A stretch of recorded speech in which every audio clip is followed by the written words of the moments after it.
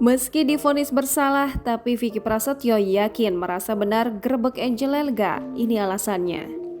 Vicky Prasetyo merasa yang dilakukannya terhadap Angel Elga adalah benar.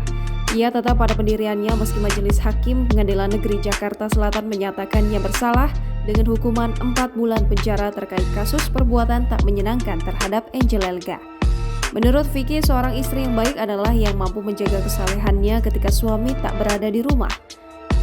Adapun Majelis Hakim Pengadilan Negeri Jakarta Selatan menjatuhkan vonis bersalah Vicky Prasetyo dengan hukuman 4 bulan penjara dipotong masa tahanan. Vonis hakim menyatakan Vicky Prasetyo terbukti melanggar pasal 335 KUHP tentang perbuatan tidak menyenangkan. Kasus ini merupakan buntut dari penggerebekan Vicky Prasetyo terhadap Angel Elga pada November 2018. Penggerebekan dilakukan karena Vicky Prasetyo menduga Angel Elga yang saat itu masih menjadi istrinya sedang berselingkuh dan berzina dengan pria bernama Vicky Alman.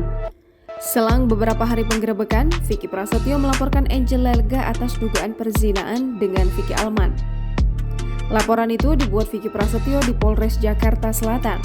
Merasa difitnah, Angel Elga melaporkan balik Vicky Prasetyo ke Polda Metro Jaya pada 21 Desember 2018 atas dugaan pencemaran nama baik.